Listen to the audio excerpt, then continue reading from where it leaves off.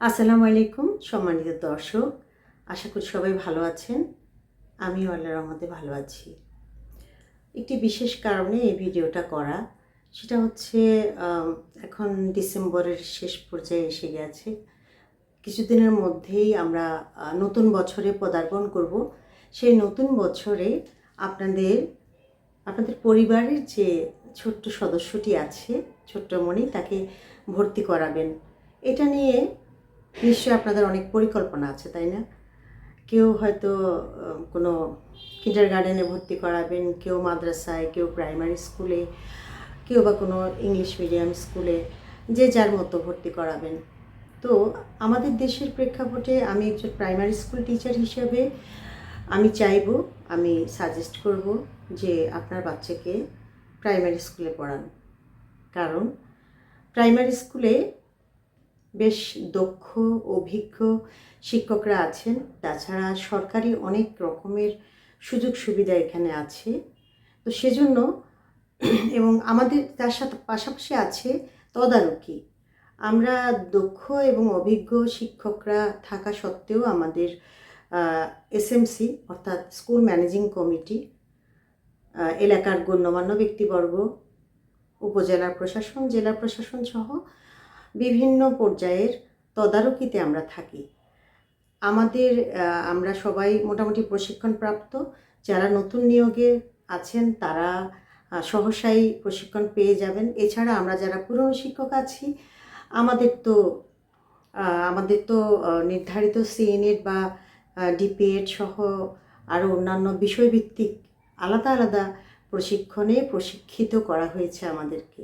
সেজন্য আমাদের আমাদের প্রাইমারি স্কুলে যারা দেবেন বা প্রাইমারি স্কুলের গুণগত মান অন্য শিক্ষা প্রতিষ্ঠানের চেয়ে অনেক উন্নত বলে আমি দাবি করব। তো তবুও আপনাদের অবশ্যই স্বাধীনতা আছে আপনার বাচ্চাকে কোথায় দেবেন না দেবেন।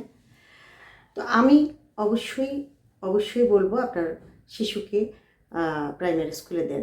এখানে একটা কথা রয়ে যায় যে আমাদের বেশিরভাগ গ্রামাঞ্চলে, আমাদের দেশে তো 68,000 গ্রাম আছে আমরা জানি, এবং প্রত্যেকটা স্কুলে অ্যাভারেজ একটা করে প্রাইমারি স্কুল থাকলেও প্রতিটা গ্রামে একটারও বেশি 2টা 3টা 4টা পর্যন্ত মাদ্রাসা আছে।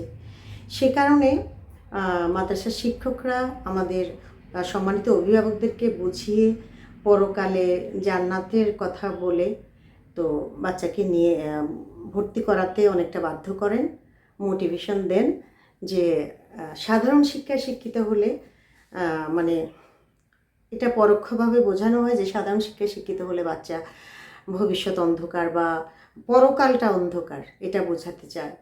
কিন্তু তারা এটা বলেন না যে প্রাইমারি স্কুলে বা সাধারণ শিক্ষায়ও কিন্তু ধর্মীয় শিক্ষা আছে।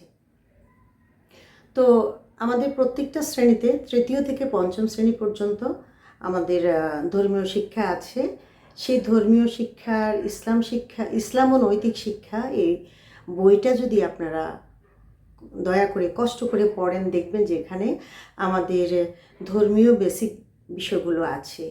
তাছাড়া আপনাদের আপনাদের চাহিদার প্রতি সম্মান রেখে যে আমরা আমাদের বিভিন্ন স্কুলগুলোতে বিভিন্নভাবে পদক্ষেপ নেওয়া হয়েছে কিভাবে ছাত্র বাড়ানো যায় বা ধর্মীয় শিক্ষার প্রতি আরও বেশি জোর দেওয়া যায়, সেই লক্ষ্যে কিন্তু আমাদের অধিকাংশ স্কুলগুলোতে এলাকার গণ্যমান্য ব্যক্তির সমন্বয়ে একজন আলাদাভাবে ধর্মীয় শিক্ষক বা নুরানি বিভাগের শিক্ষক দেওয়ার চিন্তাভাবনা হয়েছে এবং অনেকে এটা চালু করেছেন। আমি দমদমা সরকারি প্রাথমিক বিদ্যালয়ের সম্পর্কে বলতে পারি, আমাদের স্কুলেও সেই পদক্ষেপ নেওয়া হয়েছে এলাকার গণ্যমান্য ব্যক্তির সমন্বয়ে। কাজেই আপনারা নির্ভয়ে এবং নির্দ্বিধায় আপনারা আমাদের উপর আস্থা রেখে প্রাইমারি স্কুলে আপনার বাচ্চাকে ভর্তি করান। আমার এই আহ্বান আশা করি আপনারা বিবেচনা করবেন। ধন্যবাদ সবাইকে।